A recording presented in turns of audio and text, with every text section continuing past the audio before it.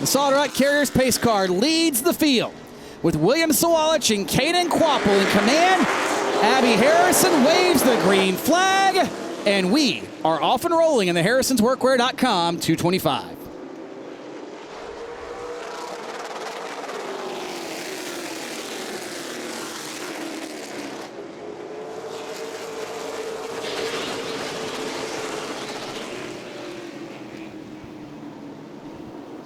Lap number 1 to William Sawalich, and a little bit further back, there you see Luke Finhouse trying to take third. Does get it away from Austin McDonald. Jake Garcia, Matt Craig going at it. That's the fight for now the 5th spot into turn number 1. As off into turn number 3, there goes Ryan Moore and Jake Garcia. Of course, Moore has a big win. Oh, problems, turn number 3. That is Cody King who's gone around. Solid Rock Carriers pace car makes its way to the safety of pit lane. Green flag in the air, and William Sawalich once again leads the field. Contact with Caden Quapple. Huge incident there. Quapple now slowing on the back straightaway. And look at that, Tyler. Huge damage to the right front of the CorvetteParts.net Chevrolet. Looked like he just drifted up there off the restart where Sawalich was on his outside, and Sawalich able to keep on going and hold the race lead. But Quapple in big trouble. Looks like he's finally gathered it back in, Tony, but he slides all the way back to the 12th position before he finally falls back in line and puts the gas back down. To the race car. We'll keep an eye on that. Is right in front of him. A little bit of battling going on right there. You see the 21 of Tiger, Tommy Neal, the Bowman Gray Stadium Cody champion. King around again, turn 3. All by himself, a near replay of what we saw earlier. Once again, through the KRC power steering restart zone, William Sawalich and Luke Finhouse going at it.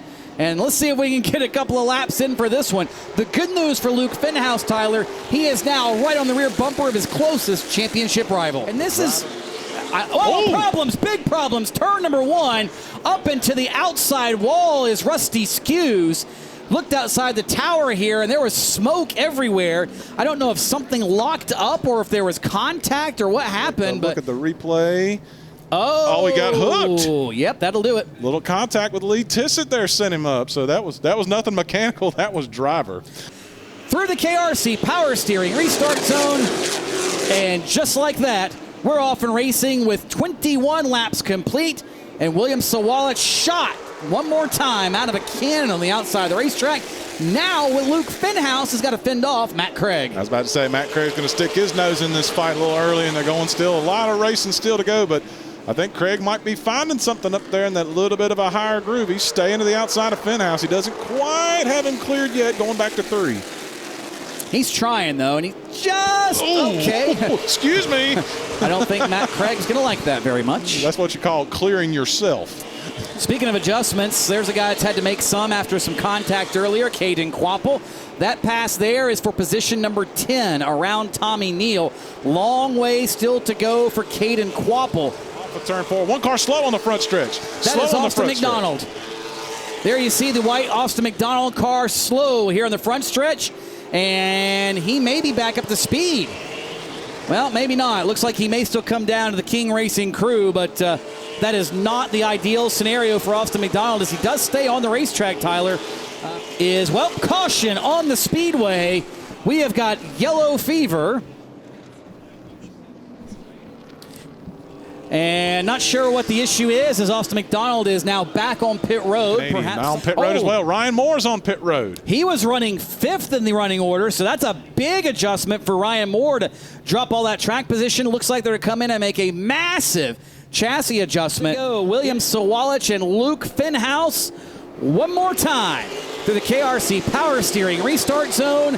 And as the sun sets behind the trees in the backstretch, once more, the Harrison's Workwear 100 is green, and look at this. Luke Finhouse, contact with William Sawalich. Luke is getting aggressive trying to get around that 6 car. Running out of racetrack there. He saw what happened to Caden Quapple earlier in the run, and it basically knocked him back out of the top 10. So Finhouse hoping maybe that thing's still holding together straight as now he has to fend off Matt Craig as Craig will try to work to his outside. Yeah, you're starting to see what was kind of a skinnier patch of black, the groove you would say around the racetrack. It is definitely getting wider. Here's that battle for 5th. Oh no! Logan Jones spins and Ryan Moore has to stop to avoid and brings out the caution. Fifth place race car spins out on its own, Tony. Lights are out. Top the Solid Rock Carriers pace car. William Sawalich and Luke Finhouse lead the field through the KRC Power Steering restart zone. Let's see if Finhouse has anything for Sawalich here early. Look at the 35 of Garcia. He now wants to make some noise on the outside. See if he can make it work there. He's going to bring Matthew Craig with him. Finhouse, the only one a little bit further down on the track, and that's because he's side by side. Here comes Jake Garcia, looking as racy as we've seen him all night. He's going to pull up alongside of Finhouse. We've seen that outside lane seem to be the more preferred of the two. And now move Jake Garcia to second with 64 laps complete and 36 laps to go. So Caden Quapple back from early trouble when he got into Sawalich on a restart on the start of the race. He has worked his way back into the 5th position. Got to give a call to that crew, getting him back out there, and that driver for being patient enough to work his way back through the field and back up into the top 5 with still plenty of racing to go. Well, last time by, Jake Garcia mimicked William Sawalich's lap time. A couple laps ago, he was a half a tenth faster. There may be something brewing there with 26 laps to go this time by. And just behind them, Tyler, Luke Finhouse has got his hands full with Matt Craig. There is no bigger Jake Garcia fan right now than Wisconsin's Luke Finhouse. That Sodacent Chevrolet. That car looks like it's beginning to fade just a little bit as he tries to fend off Matt Craig over here in position number 3. And speaking of keeping people behind you, William Sawalich for the second race in a row here, Tyler. He has pressure inside 10 laps to go, and that pressure is the form of Jake Garcia. And Garcia is faster on the stopwatch, faster that time as well. Got through the lap traffic. Can he go after Sawalich? Can he get to the quarter panel? Just 8 laps to go. Still a bit of clear before they'll run into another race car, but he is faster on the stopwatch. Here he comes. Oh, he just can't quite pull to the inside. It is mono, driver on driver. What will Jake Garcia do? Will he put the bumper to William Sawalich? Will he just try to pull to his inside? Will he try to loosen him up? He is all right there flirting with the quarter panel on Sawalich's car. He backs up just a little bit going into the corner to try to get the run through the middle. He's right there on him, Tony. Little contact. 3 laps to go. Can Garcia get around William Sawalich? I guarantee Sawalich might need a little oxygen. I guarantee he's holding his breath right now because Garcia is all over him like a shark that sees blood in the water. Right there on the bumper. He tries to move just a half a groove below to try to get alongside him, but 2 laps to go. He's about out of time, Tony. He's got to go. Starkey Hearing Aids, one of the country's leading hearing aid producers. And the question, can you hear me now? Yes. Jake Garcia underneath the 6 of William Sawalich. Contact in turn 4. White flag is in the air. Just 0.4 of a mile remaining. Sawalich has led nearly every circuit in this one, but here is Jake Garcia. Picks him up down the back straightaway, releases him into turn number 3, doinks him again. And William Sawalich gets spun in turn number 4. Jake Garcia crosses the checkered flag first.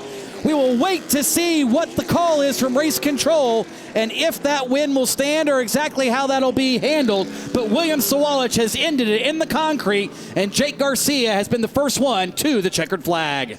Going to get a look at it here on CarsTour.tv as Garcia was underneath the 6 going down the back straightaway into 3, gave him a shot out of 4, a little more of a shot, and then just made enough contact on that left rear tire that finally, the 6 could not hold on anymore, what sent him into the spin. We get another look at it from our camera in turn 3 as the 35 and the 6 were making body contact, but it looked like when it finally hit the tire that was what gave up the ghost and sent the 6 up the hill and into the wall. It sounds like race control has reviewed every angle of the video possible, and in their determination, Jake Garcia will be awarded the win in this Harrison's Workwear 100.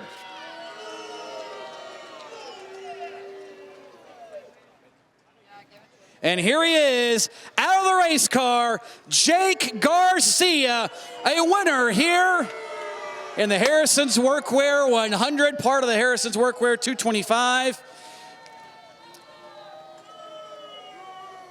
Jake, I think the body language tells us a lot. What happened right there? Yeah, you know, I just really, all I intended to do is move him out of the way there. I certainly didn't mean to crash him. Didn't want to. I'd hate to win it like that. You know, it just sucks that it happened that way. You know, I think he was probably blocking a little bit, and I was, leaning on him a little bit. And when stuff like that happens, it usually ends up in someone spinning. So my apologies to everybody on the 6. Didn't mean to tear up the race car.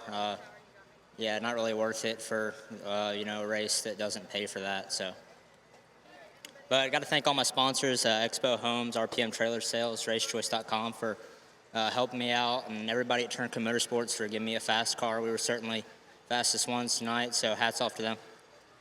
Is there any other positives you can take from this? And also going down the road, because you guys do run super late models together often, do you expect any sort of ill effects from this or rivalry perhaps going forward? There probably will be. I didn't mean to crash them, like I said, but yeah, there probably will be.